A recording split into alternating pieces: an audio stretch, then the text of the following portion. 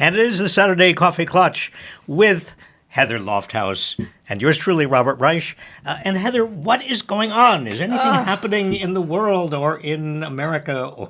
Always. Oh, dear. So today we're going to cover the latest in the race, including some reasons to be optimistic. 2 weeks from Tuesday. I know. 16 days. 16 days. Okay, but I think I agree with you. I think there are reasons to be optimistic. Reasons to be optimistic. And then we'll cover a couple other things. Musk. We'll cover, I'm sorry. I don't feel optimistic about Musk. No, but that's, I do in some ways. I'm not going to vote for him. And then what do we expect over the next 2 weeks? So let's talk about that too. Okay, absolutely. What are we looking for? Well, I am feeling optimistic, and you say you are feeling optimistic. Why are you feeling optimistic? Well, Kamala Harris was on Fox News this week. Not a sentence I thought I'd be saying, regularly. And she was fantastic. She was. I think, actually, when the history of this campaign is written, that Fox News interview with Bret Baier is going to be a major feature because Bret Baier, the interviewer, was so antagonistic and so nasty and so Trumpy. And by the way, he's one of the Fox hosts who, after Fox came out remember they announced Arizona was for Biden early, and Fox viewers were very upset. Bret Baier was one of the people who wrote a memo saying, we have got to get on the Trump bandwagon as fast as possible. So he did, and he's been on the Trump bandwagon, and this interview was a good example of him being as Trumpish as he possibly could. But Kamala Harris, how did she do? Did fabulously. So first of all, she's so confident. Do you remember when we were all saying she needs to go on the news shows? Why isn't she on the news shows? So how do we get that information out? Does Kamala Harris go on Joe Rogan? I mean, what is happening? Well, she might go on Fox News, for example. She's a viewer of the Saturday Coffee Klatch. I know it. Yeah, right. That would be so sweet and really not a good use of her time. But she's so confident. We said, why isn't she going on the news? And even I was trepidatious. I thought, oh no, why isn't she going on the news? Kind of you get in your own head around these things, it turns out. But I mean, we have to think back. The condensed nature of what she's been going through. And if you think about normal campaigns, as you know better than I mean, think about she had to get her messaging down. She had to feel comfortable. Testing. I mean, if you're actually doing testing, think about all the months of testing that goes in. She had to get all of her stuff together in a matter of weeks. Well, the concern, excuse me for interrupting, the concern had been that she had been too cautious, and she had not been wanting to go on any place where she would be kind of tested in ways that she was not ready for, your point. But by going on Fox and by responding so powerfully to Bret Baier, I think she established her creds in ways that are far beyond what that mere interview was all about. Let's take a look at a clip. I heard about that. They were saying I was like threatening. I'm not threatening anybody. They're the ones doing the threatening. They do phony investigations.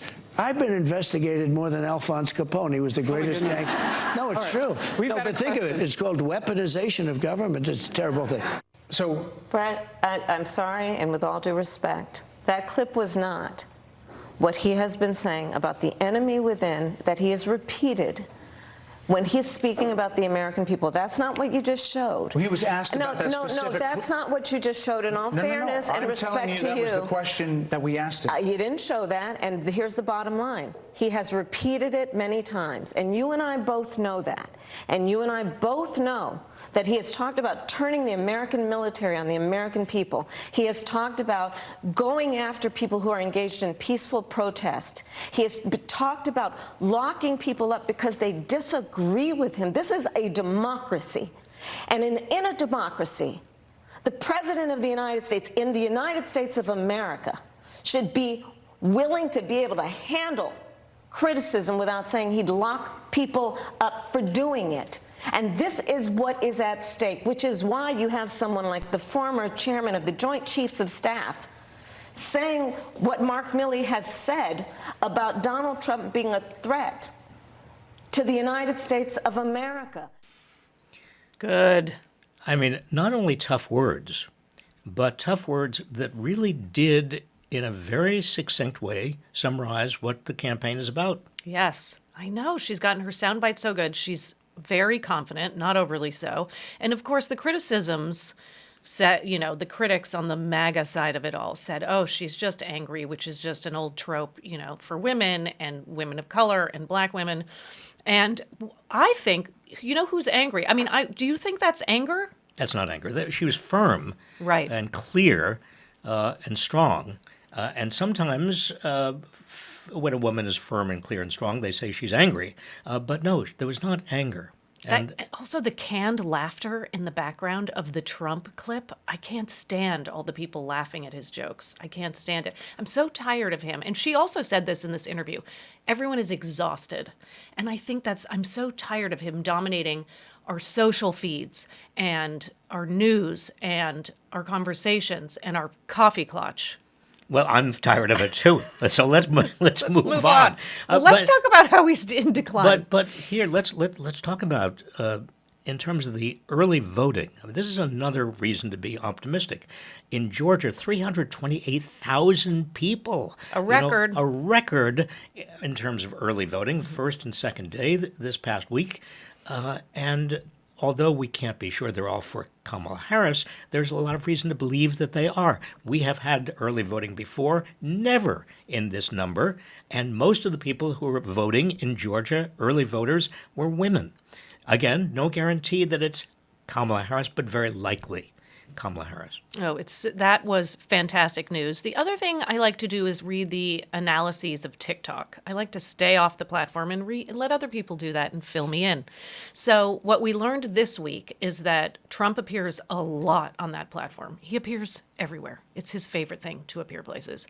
But his stuff is largely negative. The videos that are showing up that include him are largely negative, whereas Kamala Harris's are largely positive. And the winning messages for the Dems on that platform, it seems, are abortion is first and foremost. And what's interesting about that platform, Heather, and you know more about it than I do, but it's not paid. I mean, much of what is there is because people have posted voluntarily. They have posted. Organic. Organic. So this is the most democratic, small d, platform there is in terms of major media. Oh, they are going to use that soundbite. Okay, sorry, but it's true, and it is indicative of how much enthusiasm there is for her, particularly in these last weeks. Now let's juxtapose.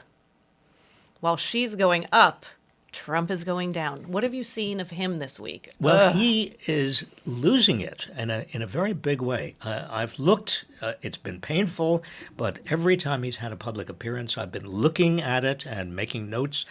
He is less coherent than ever before. He goes off on tangents and can never get back to where he was originally.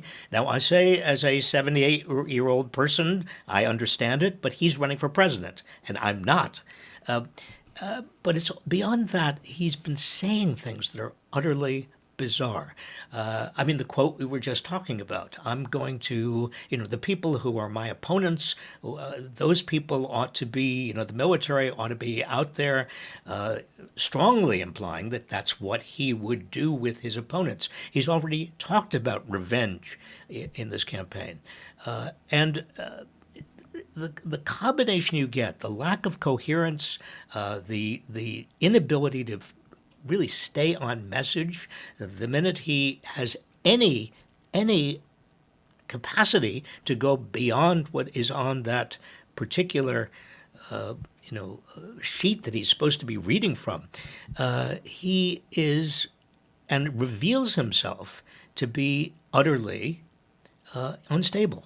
And the word unstable is really the word that Kamala Harris keeps on using about him in these final weeks. Yep. Unstable. Yep. So, I know you're not a physician or that kind of thing, but is this, do we think it's mental decline? Do we think it's narcissism, a narcissistic tantrum? Malignant narcissism. Right. I'm a physician to the extent that I know. You can recognize malignant that I've been around politicians for many years, And the malignant narcissism, what happens is it eats your brain, and finally you can't speak. I mean, but really, I mean, this feels like a tantrum because he is losing. This is not a man with confidence. This is not, and you know this because you taught me leadership and I took your class on leadership. But a You got leader, A-, by the way. yeah, here we go again.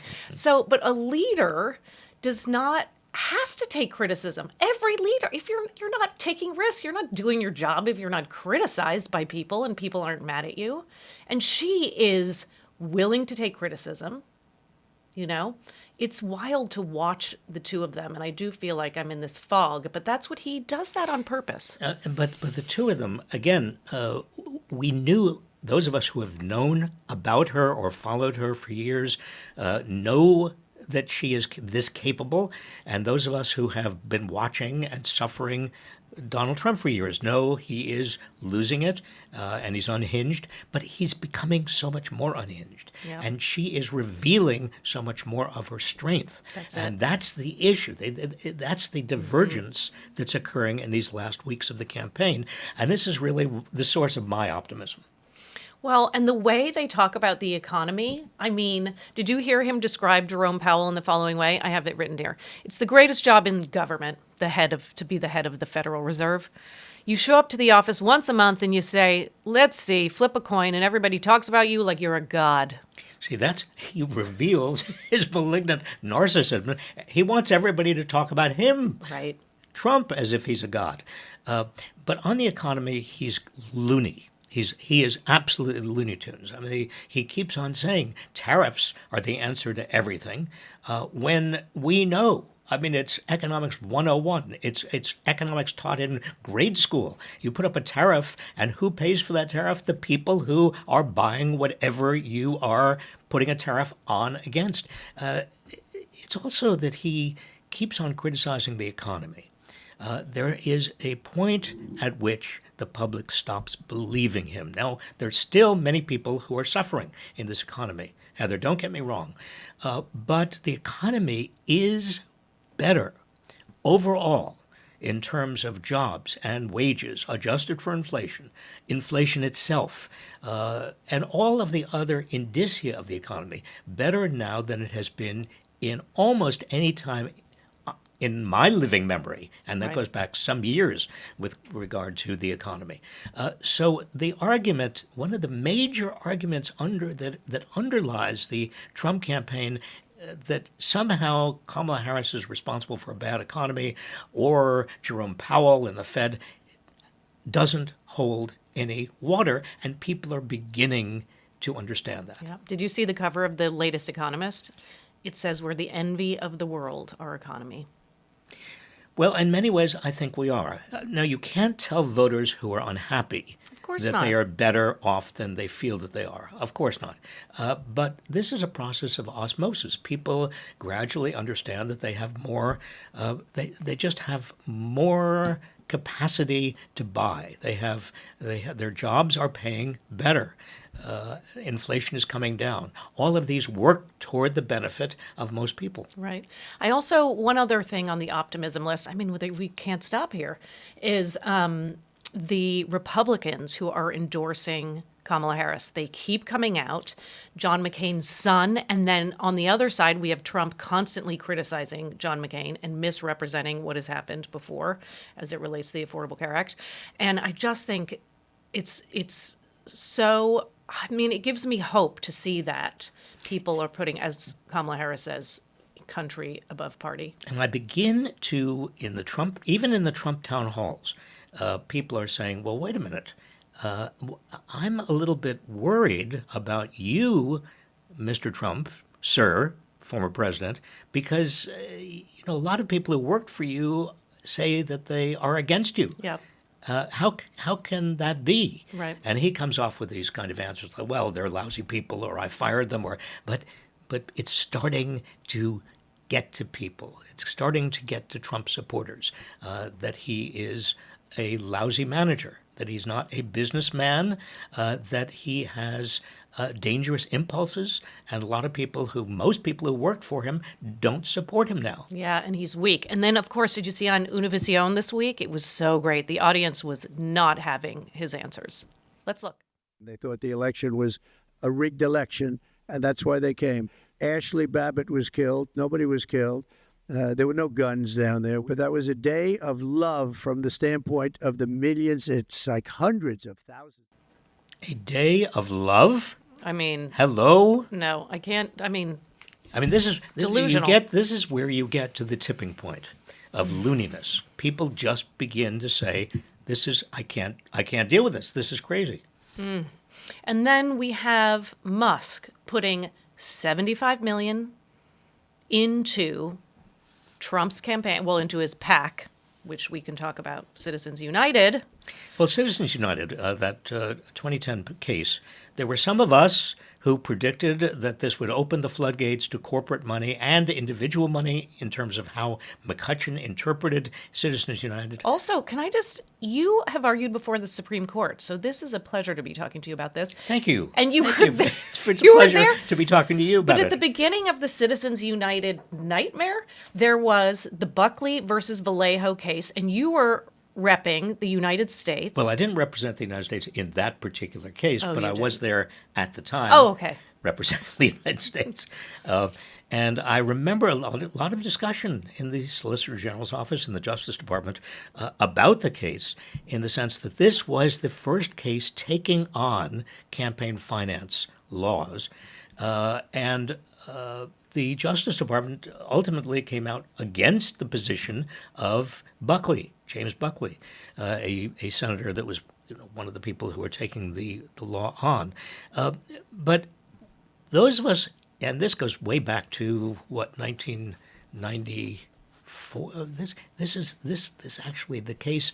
Buckley versus Vallejo is from the 70s, but there were a series of cases all the way up, and all of these cases kept on opening more and more the door to big money on the assumption that money is speech, a very questionable proposition, but the Supreme Court kept on buying it under the First Amendment. Literally. And secondly, that corporations are people under the First Amendment.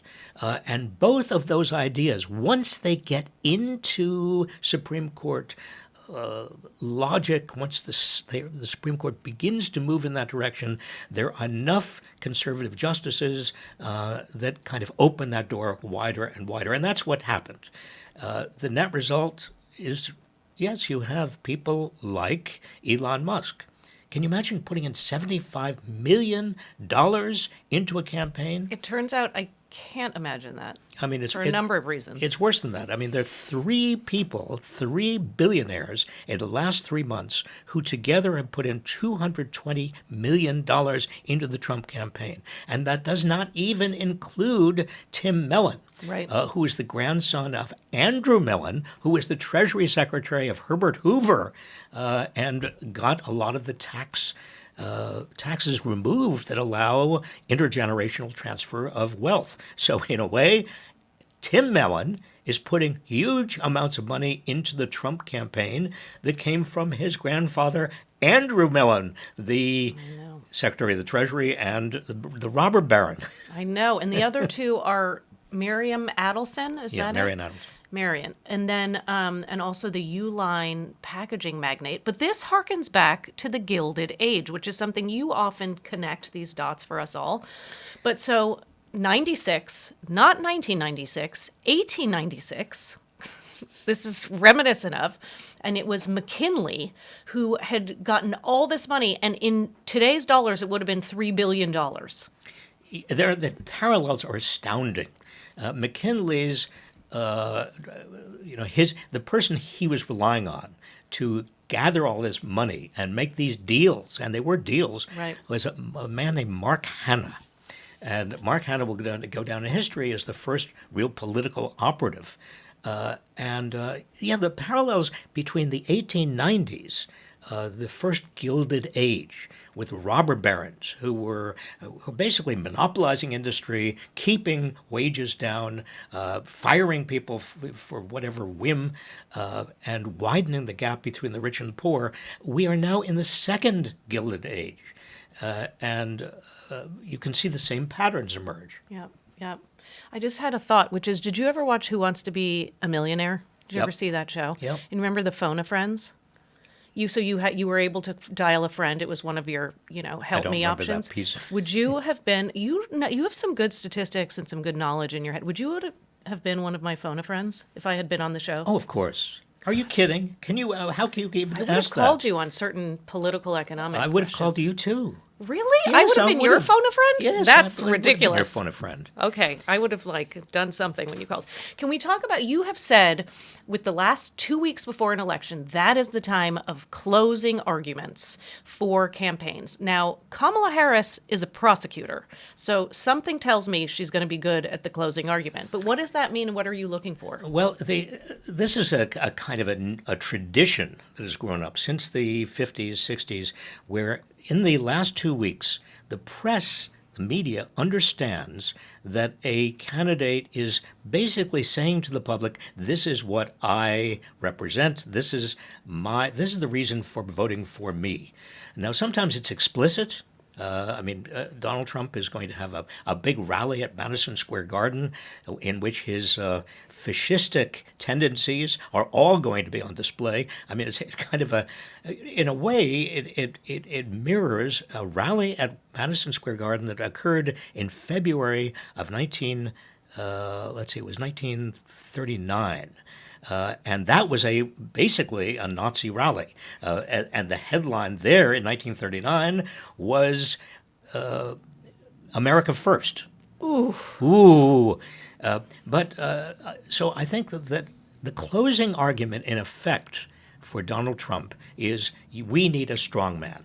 We need a thug. America has to keep out all of the vermin from the rest of the world. And also women. And really yes, need to rely on him for our IVF and everything else. And men should be dominant. I mean, these are all very much fascist themes directly from the 1930s.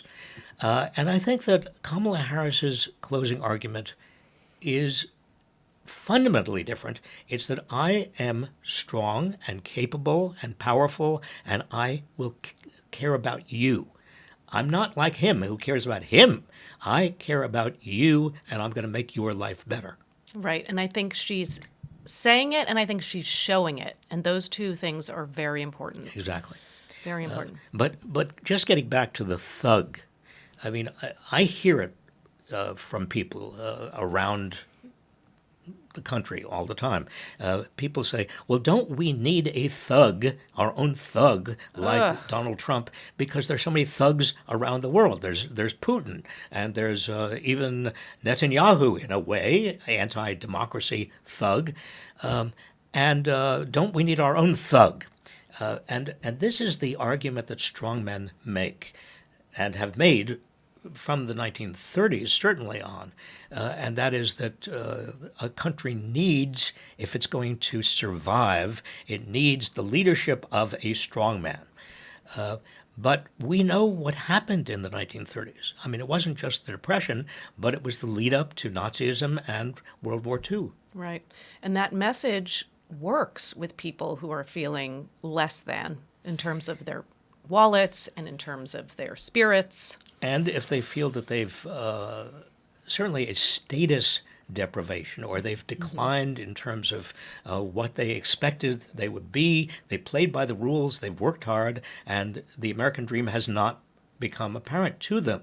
Yep. So I think that it's very important to understand that a lot of the Trump followers, a lot of the reason we have Trumpism is not because of Trump per se.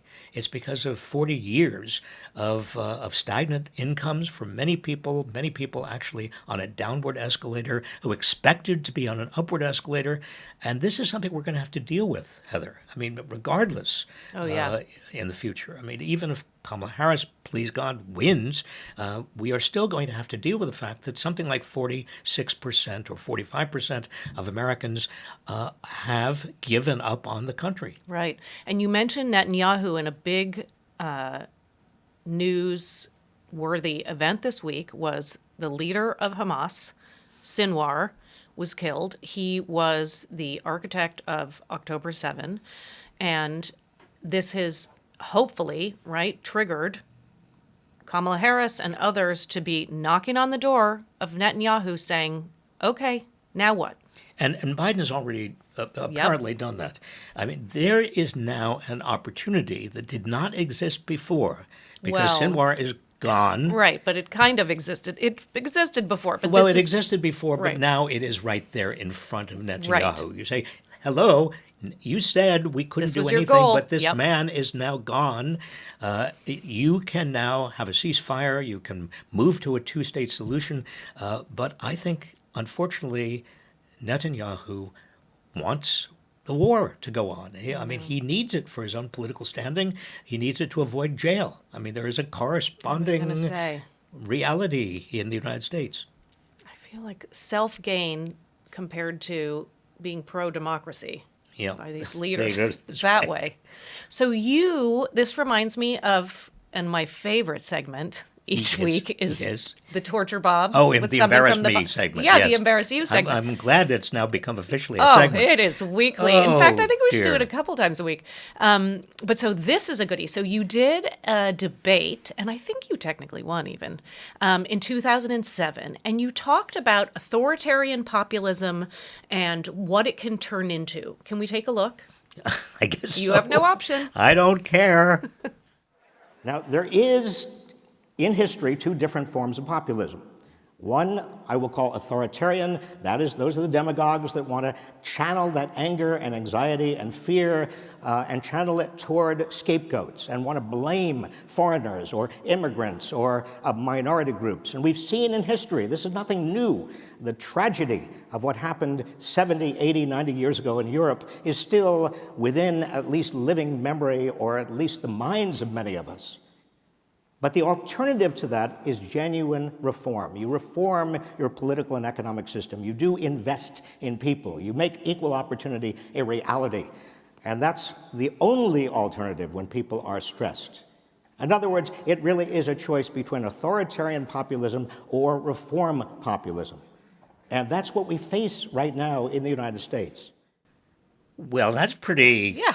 articulate. Feel free to Did you see report Newt? back on Did you see Newt Gingrich? I saw Newt Gingrich and Laura Ingraham. Yeah. So that's who you were up against. Yep. And you won the debate. I won. But I mean, scary. This is 8 years later? No. Well, 8 years after Trump, but that was from when? 2016. Yeah, 8 years later. And Yep. we're still exactly, this is Bob being prescient, which is not my favorite, actually, to see how psychic you were and that not much has changed. Well, I think the choice is still very similar. That is, it's either authoritarian populism, which is very close to fascism, and it's exactly what Trump is peddling, or it's fundamental reform of the system, which also requires utilizing the dissatisfaction, the anti-establishment feelings that people have, but channeling them into something that is really going to help most people. And I think Kamala Harris will do that. Me too. And I'm glad she's not using the term reform populism. I'm not sure that's my favorite messaging of the day. I'm not a politician. Have you noticed? You won the debate. Who am I I? won the What am I debate. to say? I did. Listen, thank you once again, Heather. Your optimism, your energy is so great. I'm so pumped up. It's I mean, genuine. I mean, it might it's, be. We'll we're see. a little bit more than 2 weeks before the election of our time, of our era, maybe the last election, if the wrong person gets in. And I hear from many of you out there, you are worried. Obviously, you're worried. Some of you are depressed. You tell me, and I understand that completely. But I hope that we are giving you a little reason to be upbeat as we go into these very difficult final 2 weeks of this campaign. Work very hard. If you are not working for Kamala Harris already, please do. If you are working for Donald Trump, stop whatever you're doing. But quite seriously, keep the faith and maintain your faith in the future of this country. Thanks.